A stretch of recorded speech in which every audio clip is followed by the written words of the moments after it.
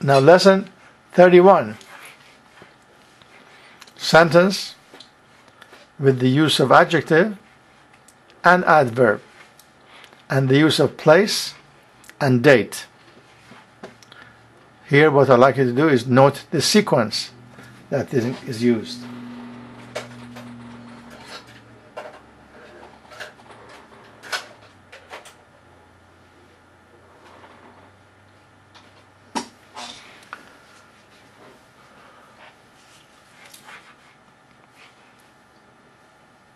Now, look at this sentence.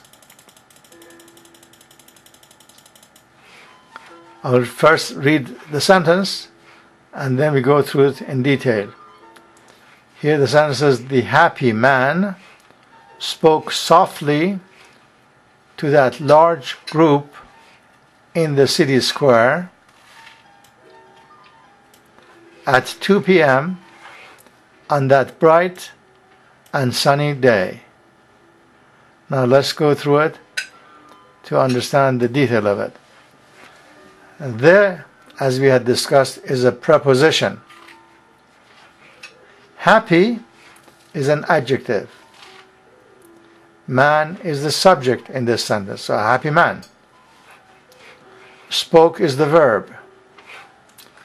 Softly, which defines the speaking softly, is an adverb. To that large group, large is the adjective, defines group.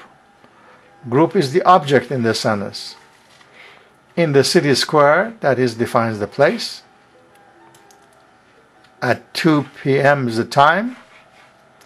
On that bright and sunny day is the date.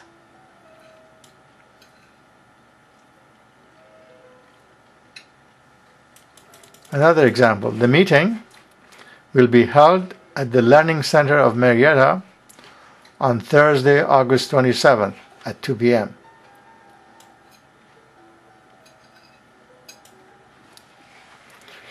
Another example, the doctor, the good doctor, hurriedly came to the house to tend to the sick child on that early dawn.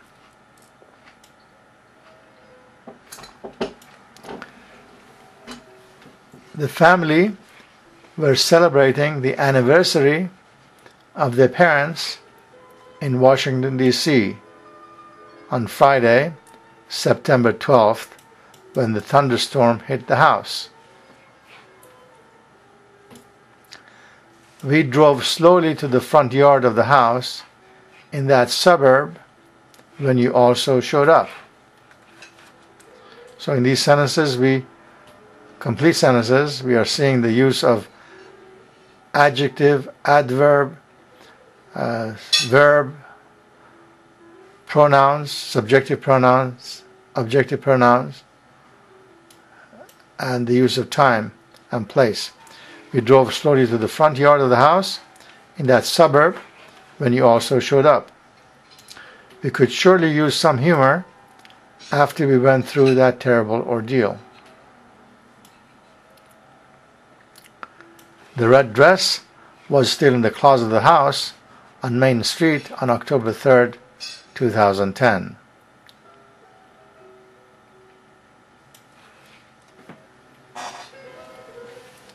Lesson 32, punctuations.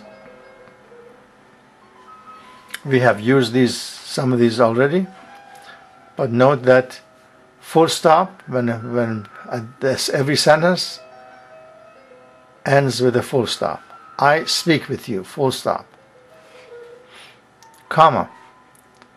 For example, we use it in a sentence, I spoke, but you did not listen. So a compound sentence, we use the comma.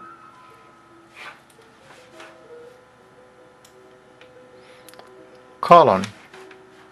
Usually, for example, we say, look at the following examples. Then we put a colon, then show the example. Semicolon looks like this when we state something and then we want to explain it further or give examples. then we use semicolon. Exclamation mark when you're surprised about something. Question mark when the sentence is in a question format. Underline when you want to emphasize something. Use of dash when you want to separate a particular idea in a sentence. Use of quotation mark when a sentence or a paragraph belongs to somebody else and we want to quote that person in what we write. Use the quotation mark.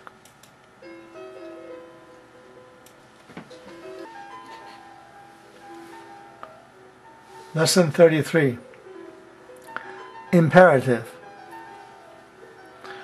Now this is something when we give an order. It is called imperative. When it is imperative, you drop the subject. For example, you say, come here. This means you come here, but they don't use the subject anymore. Come here. Do not speak. We usually say don't speak. It's actually better to say don't speak, right?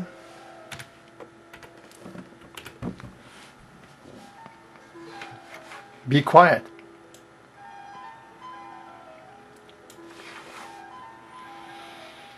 Walk slowly.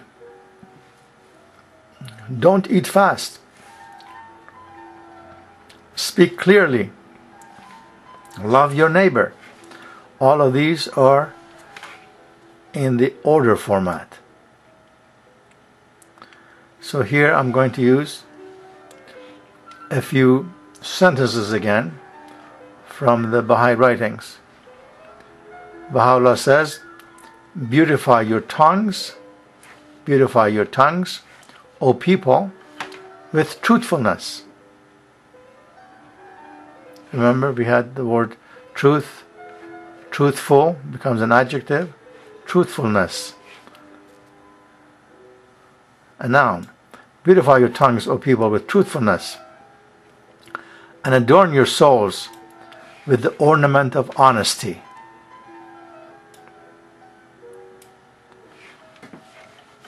In another passage he says, let your eyes be chaste, your hand faithful, your tongue truthful, and your heart enlightened.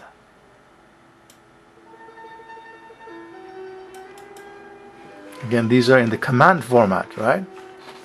He says, do not be content with showing friendship in words alone. Let your heart burn with loving kindness for all who may cross your path.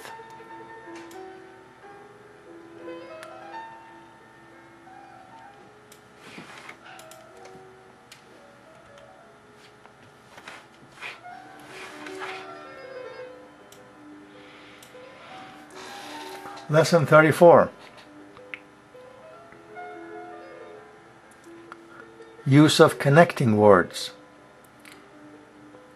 With, to, of, in, on, at, under, etc. For example, we say, the people of Iran. This of says that people who are from Iran, the people of Iran.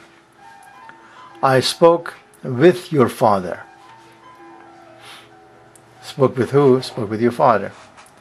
We talked to your friend.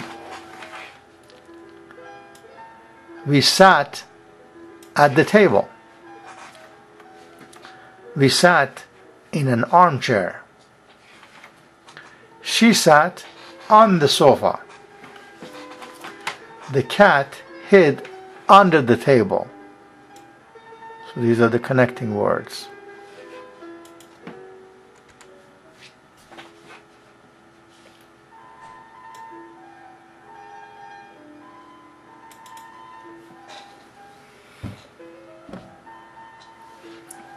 Lesson 35. What we have covered so far is considered the active format of sentences. For example, we say, in the active form, I drive to school. Now the passive format of this sentence becomes, I'm driven to school. So in order to take it from active to passive, we use the verb to be, the auxiliary verb to be, plus the past participle, or the third part of the verb. For example, I give versus I'm given. Active form, I turn the light on. Passive form becomes, the light was turned on. Active form, we provide food for the needy. Passive format becomes, food is provided for the needy. Active form, we handled it quite well. Passive, it was handled quite well. Active, I wrote many letters. Passive, many letters were written. Active, I had known him.